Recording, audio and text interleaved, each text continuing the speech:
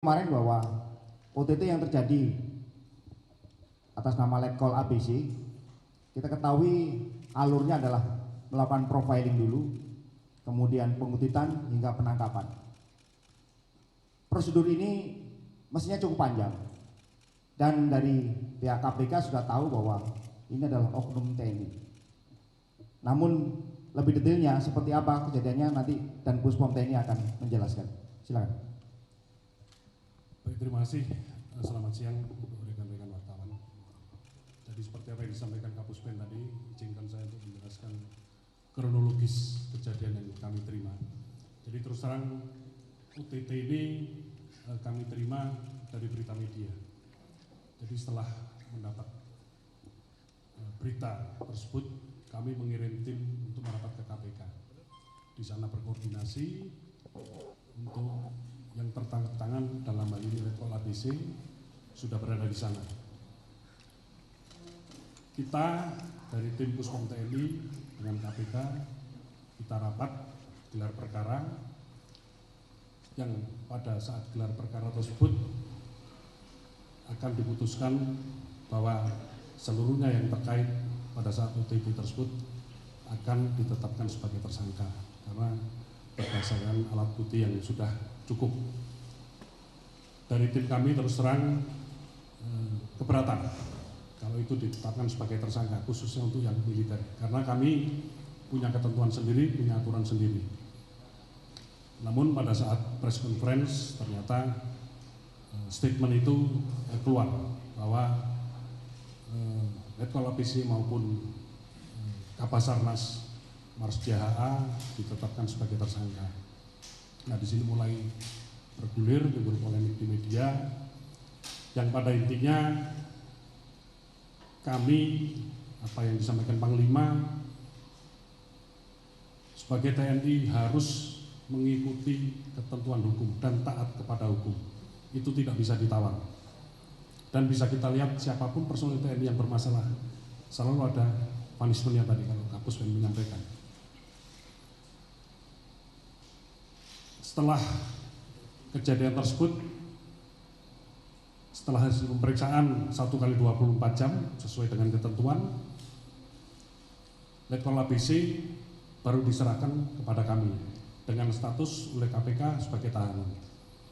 Tapi terus terang banyak juga teman-teman media yang menanyakan ini kenapa yang Letkol ABC sudah ditahan, yang Kabasarnasnya belum dilaksanakan penahanan. Terus terang saat itu kami sampaikan, kami belum melaksanakan proses hukum sama sekali. Karena dasar kami melaksanakan proses hukum adalah laporan polisi. Dan saat itu dari rekan-rekan KPK yang melakukan penangkapan belum membuat laporan pada kami selaku penyidik di lingkungan militer. Jadi status Letkol ABC yang saat itu diserahkan hanya sekedar titipan.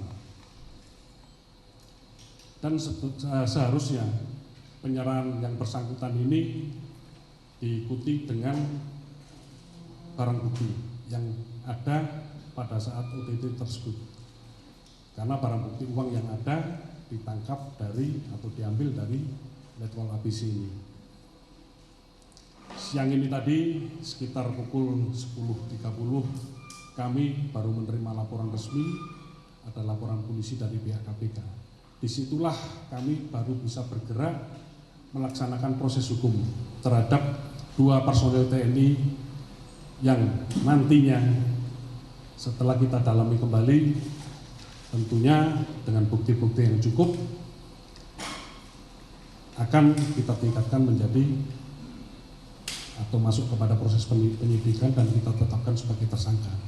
Tetapi mekanisme penetapan sebagai tersangka ini adalah kewenangan TNI sebagai undang-undang yang berlaku.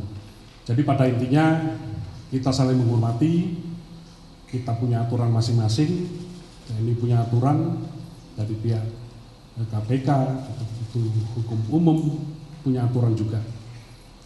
Kami aparat TNI tidak bisa menetapkan orang sipil sebagai tersangka. Begitu juga harapan kami pihak KPK juga demikian. Jadi biarkan, mari kita sama-sama bersinergi untuk pemberantasan korupsi. Dan TNI sangat mendukung pemberantasan korupsi. Jadi jangan beranggapan kalau diserahkan ke TNI akan diamankan, tidak. Silakan, kita akan melaksanakan penyidikan secara terbuka, rekan-rekan media bisa monitor. Akan aneh kalau yang pihak sipil diproses hukum, kejadian yang sama, yang pihak militer dibebaskan. Silakan nanti dipantau. Jadi kita akan menegakkan aturan hukum sebagaimana mestinya. Demikian yang bisa saya sampaikan. Terima kasih. Terima kasih. Dan Puspom TNI, pointernya jelas bahwa tegakkan hukum, tapi jangan dilanggar. Seperti apa hukum-hukum yang dilanggar, mungkin dari Kabapinkum akan menyampaikan. Silakan. Rekan-rekan wartawan, sebagaimana Anda ketahui bersama bahwa di Indonesia itu mengenal 4 lingkungan peradilan, yaitu peradilan umum, peradilan militer, peradilan agama, dan peradilan tata usaha negara. Untuk militer itu kemudian ditindaklanjuti dengan Undang-Undang Nomor 31 Tahun 97 tentang peradilan militer.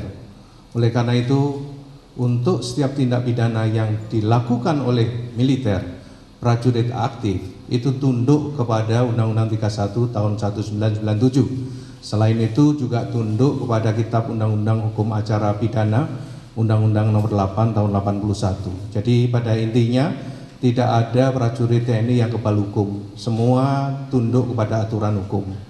Di dalam Undang-Undang Peradilan Militer itu diatur mengenai masalah penyelidikan, penyidikan, penuntutan, proses persidangan, dan juga pelaksanaan eksekusi. Semua sudah ada di sana. Oleh karena itu, di sana juga dengan tegas ditetapkan bahwa bagaimana itu penyelidikan, bagaimana itu penangkapan, bagaimana itu penahanan. Khusus untuk penahanan, yang bisa melakukan penahanan itu ada 3. Yang pertama adalah Ankum, atasan yang berhak menghukum. Yang kedua adalah polisi militer. Kemudian yang ketiga adalah auditor militer. Jadi selain 3 ini itu tidak punya kewenangan untuk melakukan penangkapan dan penahanan. Selanjutnya akan diproses oleh Puspom TNI, Puspom dalam hal ini sebagai penyidik, dan kemudian dilimpahkan ke jaksa militer yang dikenal dengan auditor militer. Selanjutnya melalui persidangan, dan Anda tahu semua persidangan di peradilan militer itu sudah langsung di bawah teknis judisialnya Mahkamah Agung. Jadi tidak ada yang bisa lepas dari itu. Selanjutnya terkait dengan penanganan korupsi, sebetulnya antara TNI dengan KPK itu sudah punya pengalaman yang cukup banyak. Dalam proses penanganan korupsi yang lalu itu sebetulnya di splitting atau dipisah. Jadi yang sipil diperiksa, diproses di KPK, sedangkan militer diperiksa di Puspom TNI atau di lingkungan TNI. Di dalam proses pemeriksaan penyidikan, KPK ada di dalam ruangan yang sama dengan penyidik Puspom TNI. Jadi sebetulnya ketika bicara pemberantasan korupsi itu sudah ada prosedur yang saya kira berjalan dengan baik. Karena apa? Karena semuanya berakhir dengan putusan yang saya kira sangat baik. Di dalam perkembangannya dikenal dibentuk Jambidmil. Jambidmil itu sebetulnya dalam konteks koneksitas. Pengalaman juga bahwa Jambidmil sampai sekarang ini Anda tahu juga memproses perkara TBP dan juga satelit orbit 123. Jadi jelas sebetulnya bahwa seorang militer itu tidak kebal hukum, seorang militer tetap tunduk pada hukum, dan tidak ada seorang militer itu lepas dari hukum.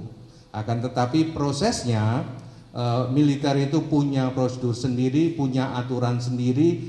Yakinlah bahwa tidak akan ada immunity terkait dengan pelaku tindak pidana yang dilakukan oleh militer.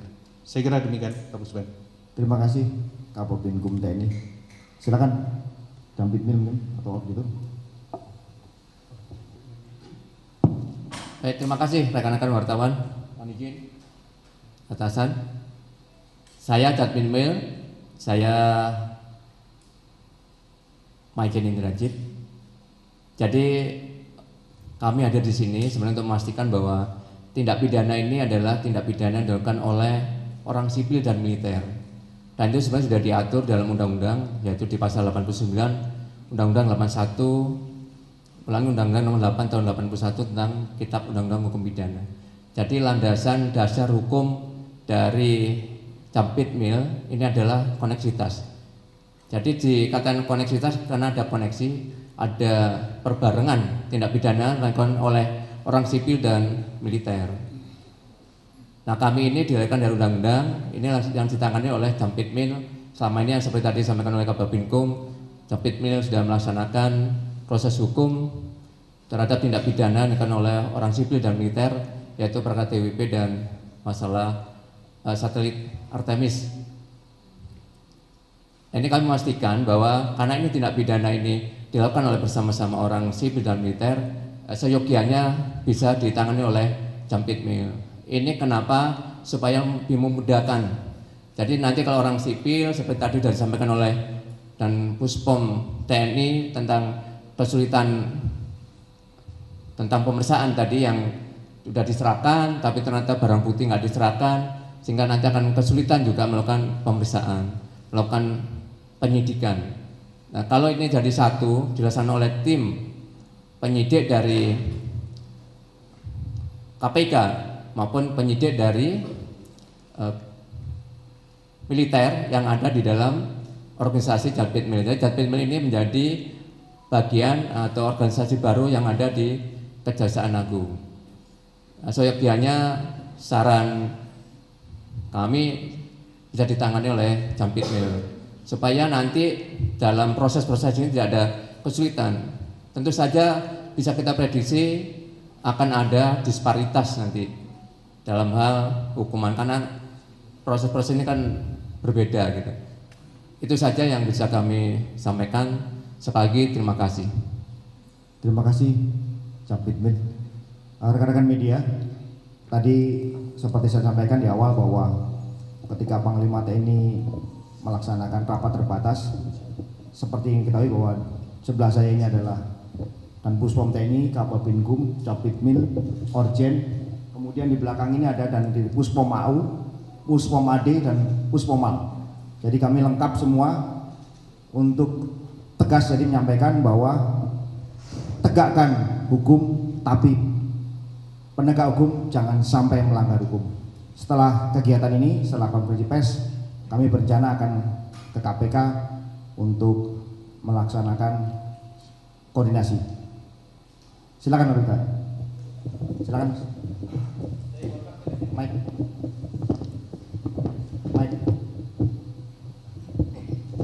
Cek. Izin Mbak, saya Iwan dari CNN. Untuk Dan Puspom, pertanyaannya adalah, apakah, saya mau menegaskan aja, apakah berarti ini ada pelanggaran prosedur yang dilakukan oleh pihak KPK? Itu aja Pak, pertama. Terus yang kedua, Pak HA ini, Pak Henry ini, sebentar lagi kan memasuki masa pensiun nih, sekitar mungkin seminggu atau 2 minggu lagi. Nah, ketika beliau sudah pensiun, itu nanti tetap ditangani oleh Puspom atau karena dia udah balik ke sipil gitu Pak? Apakah kemudian dikembalikan ke sipil? Itu Pak. Terima kasih Pak. Baik, terima kasih. Saya izin menjawab. Jadi menurut kami apa yang dilakukan oleh KPK untuk penetapan personil militer sebagai tersangka menyalahi ketentuan. Pertanyaan kedua, untuk Marsdia HA memang sudah memasuki masa pensiun, tetapi tindak pidana tersebut terjadi pada saat beliau masih aktif. Jadi kita lihat tempus delictinya, waktu kejadiannya. Jadi tetap berdasarkan tempus delicti, yang menangani adalah kewenangan ada di polisi militer. Demikian, terima kasih. Ada lagi? Mike.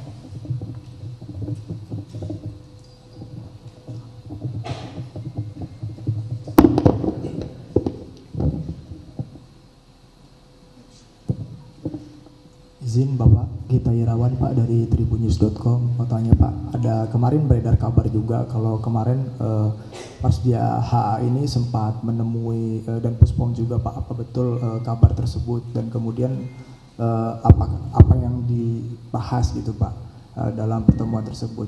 Kemudian yang kedua, saat ini posisinya Marsdia HA dan juga Letkol ABC ini ada di mana Pak? Apakah sudah ditahan atau memang masih dalam proses pendalaman gitu? Terima kasih, itu aja Pak. Baik, terima kasih. Jadi betul, Marsdia HA sempat menemui saya, tapi bukan dalam arti ada sesuatu, tidak, tetapi sebagai bentuk pertanggungjawaban beliau. Beliau karena di KPK sudah merasa ditetapkan sebagai tersangka, kalau boleh dikatakan beliau menyerahkan diri. Saya akan bertanggung jawab terhadap semua ini. Jadi itu salah satu sifat gentleman beliau, kalau saya katakan. Jadi beliau menanyakan terus apa langkah-langkah apa yang terhadap saya harus dilakukan, itu yang beliau tanyakan. Jadi saya jelaskan nanti prosedurnya seperti ini. Semua saya jelaskan dengan terbuka. Kooperatif. Hanya itu pesan saya, minta saya kooperatif dengan penyidik pada saat proses hukum nanti.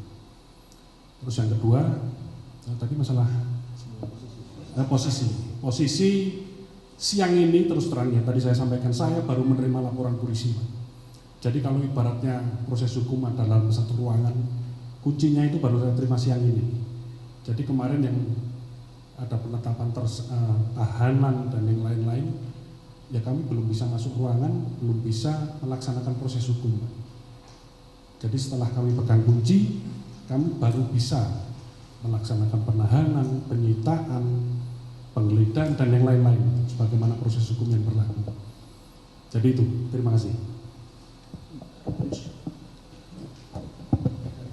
Ya, izin Pak, Yogi dari CNN. Mau bertanya, berarti kalau untuk bagi TNI, untuk kedua anggota ini belum berstatus tersangka ya Pak sampai saat ini. Dan satu lagi, tadi Bapak bilang bahwa penetapan tersangka dari KPK ini kan menyalahi ketentuan. Itu ketentuan yang Undang-Undang Peradilan Militer tadi atau yang mana Pak? Ya.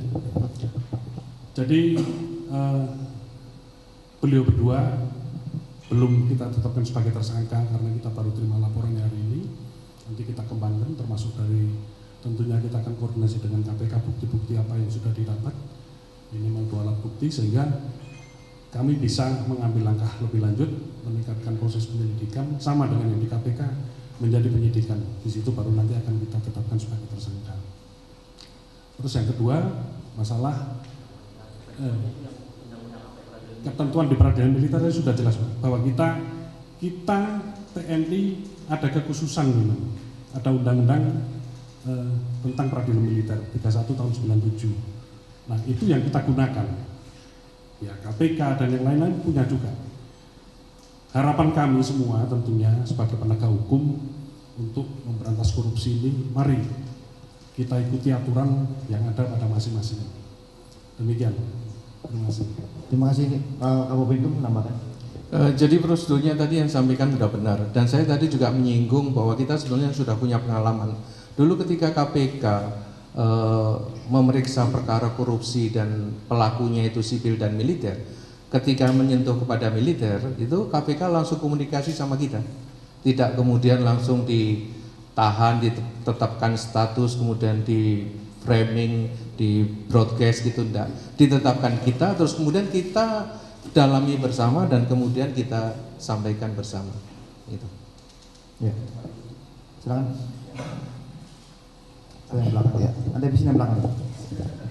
Selamat siang semuanya Pak. Izin saya Leo dari TV One Pak. Saya ingin bertanya terkait dengan korupsi yang dilakukan kedua tersangka dari TNI itu tuh dalam bentuk seperti apa? Dan yang kedua, siapa saja nih Pak yang terlibat dari internal TNI sendiri? Karena kan kita tahu bahwasannya adanya pengandaan barang dan jasa itu sudah dimulai pada tahun 2021 dan kemudian adanya pengandaan barang dan jasa lagi kemudian di tahun 2023 yang kemudian ditetapkan 2 tersangka dari TNI. Nah kemudian apakah akan ada pemeriksaan dari internal TNI sendiri Pak terkait dengan kita tahu bahwasannya ini kan ada pengadaan barang dan jasa tersebut dari tahun 2021 sampai tahun 2023. Terima kasih Pak. Terima kasih Mas. Jadi rekan-rekan tahu kan bahwa profiling ini sudah dilakukan sejak 2021.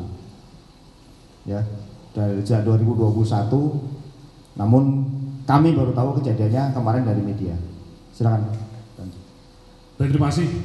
Jadi masalah korupsi yang dilakukan terus terang sampai dengan saat ini kami belum menerima data resmi apa yang sudah didapat oleh pihak KPK. Nanti kami siang ini akan ke sana berkoordinasi, istilahnya bahan-bahan apa saja, bukti-bukti apa saja yang sudah didapat yang bisa kita gunakan untuk memeriksa kedua orang ini.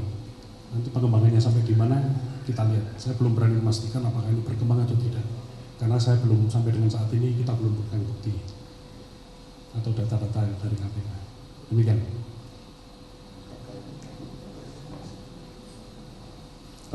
Tersangkanya, tanda kutip tersangka, sudah diserahkan, tapi barang bukti masih ada di KPK.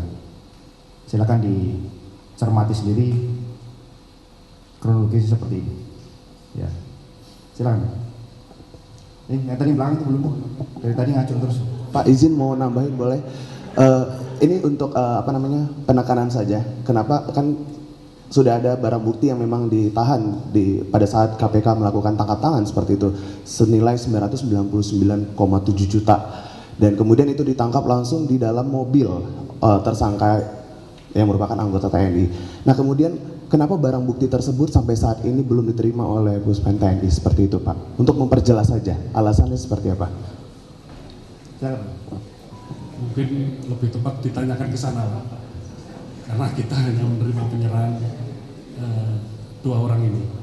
Jadi silakan nanti mungkin ditanyakan ke teman-teman kita di KPK kenapa itu tidak diberikan. Terus, atau nanti didiskusikan di teman-teman kenapa kok seperti itu. Nih yang tadi, ini nggak mau pulang dia. Ya Pak, perkenalkan saya Bahtiar dari Merdeka.com. Ingin bertanya Pak, berarti kalau dari penjelasan Bapak-Bapak di depan, militer itu akan melakukan penyelidikan dan penyidikan ulang gitu ya Pak ya, yang saya tangkap seperti itu. Dan di sini kedepannya ini kan di sini juga ada Jampit Mil, berarti kasus yang dari di KPK itu akan diambil ke Kejagung kah, atau nanti ditangani oleh auditor di militer kah? Itu yang pertama Pak.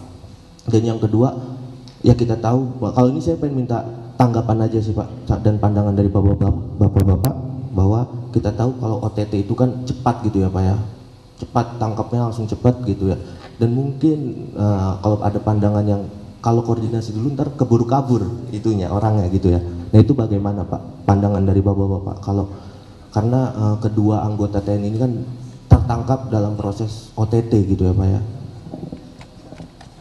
Satu-satu Pak. Ya, OTT itu kan prosesnya panjang.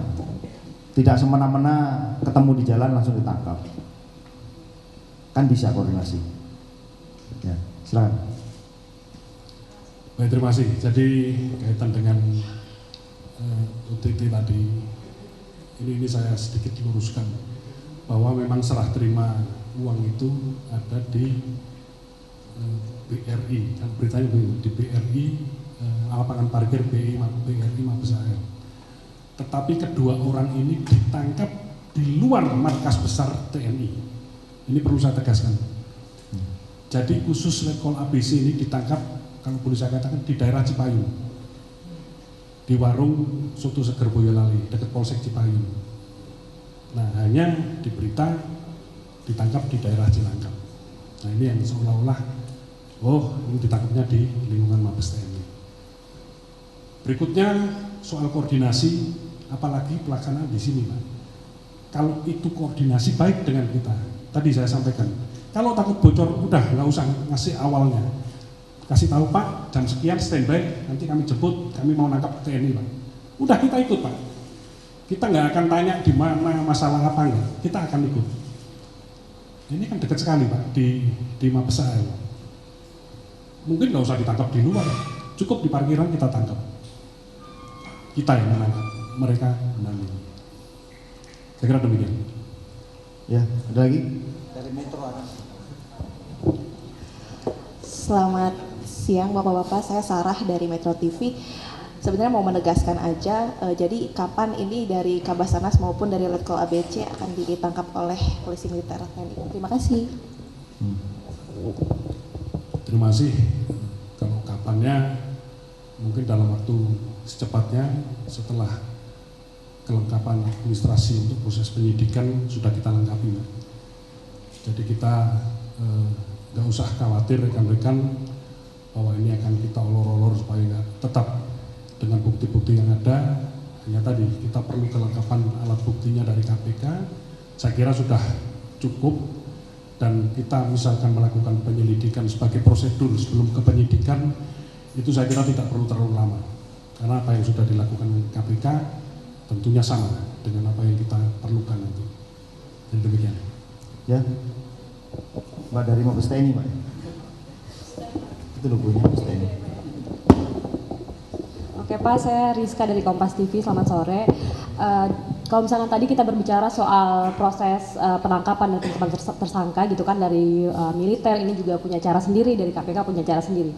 Nah saya ingin bertanya terkait dengan nanti jalur ataupun proses selama berjalannya proses hukum gitu ya Pak ya. Apakah nanti ini akan paralel bersama dengan KPK ataupun nanti akan saling silang? Ini kan akan ada saksi-saksi lain yang mungkin juga bukan dari anggota militer gitu Pak. Nanti akan seperti apa prosesnya Pak? Mohon penjelasannya. Terima kasih. Terima kasih Pak. Baik, terima kasih. Jadi prosesnya soal kecepatan proses penyelesaian di masing-masing saya kira. Tapi saya kira tidak akan berbeda waktunya terlalu lama. Dan mekanismenya sama, mulai proses penyidikan oleh KPK, masuk ke penuntutan kalau kita oleh auditor, mereka oleh jaksa KPK, terus sampai ke proses persidangan yang berujung nanti kalau sampai kasasi ada di satu tempat juga di Mahkamah Agung. Tetapi terkait dengan mekanismenya sama Mbak. Untuk tersangka militer kita memerlukan saksi dari yang sipil yang ada di KPK. Begitu juga tersangka sipil yang ada di KPK, saksinya adalah dari militer. Jadi nanti untuk Marsdia RA maupun Letkol ABC akan diperiksa juga oleh KPK sebagai saksi. Nah soal mekanisme pemeriksaannya di mana itu teknis sifatnya. Terima kasih. Ada lagi?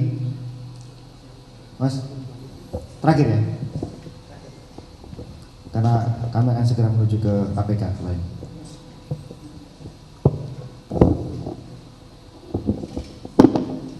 Baik Pak, terima kasih. Saya Ade dari Tempo. Ingin menegaskan aja Pak, artinya kan tadi kan disebutkan bahwa profiling dari Kabasarnas ini dari tahun 2021 gitu ya. Artinya komitmen dari TNI ini untuk pemberantasan korupsi ini seperti apa sih Pak? Artinya kan kalau bisa dikatakan ini kecolongan oleh KPK gitu ya, kalau boleh dikatakan gitu. Nah, berbicara dari dari TNI-nya sendiri, komitmen untuk misalnya untuk mencegah atau tindakan korupsi ini bagaimana gitu Pak? Mungkin itu. Terima kasih Mas. Sebetulnya beliau ini kan bukan dari TNI aktif, TNI yang ada di tubuh TNI sendiri, tapi di luar TNI. Jadi tidak bisa disebutkan sebagai kecolongan. Internal TNI sudah melakukan namanya waskat, baik itu dipimpin oleh Irjen masing-masing Kotama sampai ke Inspektorat di Mabes TNI, sudah sangat kuat melekat. Kemudian perintah harian Panglima TNI juga sangat jelas mengenai Sabta Marga, Sumpah Prajurit dan sebagainya. Nanti akan di-share jelas perintah harian Panglima TNI nomor 1, 2, 4 dan 6 misalnya. Itu bisa jelas disebutkan bahwa itu adalah pagar-pagar bagaimana TNI untuk berperilaku. Pada prinsipnya rekan-rekan media maupun masyarakat Indonesia sudah paham betul siapa Laksamana TNI Yudo Margono. Hanya ada hitam dan putih. Kalau bagus jadi dikasih reward, kalau jelek ada pelanggaran hukum jadi punishment. Dan punishment sangat jelas, bisa dicek di berbagai sumber bagaimana ketegasan beliau dalam memimpin. Jadi tidak usah ragu-ragu dari masyarakat maupun rekan-rekan media bahwa ini akan dilaksanakan secara terang benderang apa yang disampaikan oleh Dan Puspom tadi. Bisa diikuti perkembangannya seperti apa. Demikian, terima kasih. Sudah saya? Dari mana Mas? Ya. Koran Tempo. Saya mau tanya keterkaitan korporasi dalam kasus rasuah ini, yaitu PT Kindah Utama dan komisarisnya Roni Aidil terhadap kasus rasuah ini. Nah, itu kan di korporasi tersebut mencantumkan bahwa dia adalah supplier spare part bagi TNI AU. Nah, kira-kira dari hal ini gitu, korporasi ini apakah terkaitannya dalam kasus yang sedang ditangani oleh KPK dan TNI ini? Terima kasih, Pak. Baik, terima kasih. Jadi kembali saya sampaikan bahwa kita sama sekali sampai sekarang belum pegang data-data. Soal nanti ada pengembangan lain itu nanti teknis di lapangan, tapi kita tentunya akan fokus penyelesaian kepada kejadian yang ada di Basarnas ini. Jadi supaya fokus cepat selesai, jika ternyata nanti ada tambahan data dari KPK di luar permasalahan ini, tentunya kita akan dalami lagi. Demikian. Ya. Terima kasih rekan-rekan media. Saya sangat berharap bahwa rekan-rekan media mampu membantu kinerja kami, turut mengawasi kinerja kami sehingga TNI tetap menjadi terdepan, garda terdepan dalam menjaga kedaulatan bangsa ini. Terima kasih. Wassalamualaikum warahmatullahi wabarakatuh. Om Santi Santi Santi Om. Yang mau ikut KPK silakan.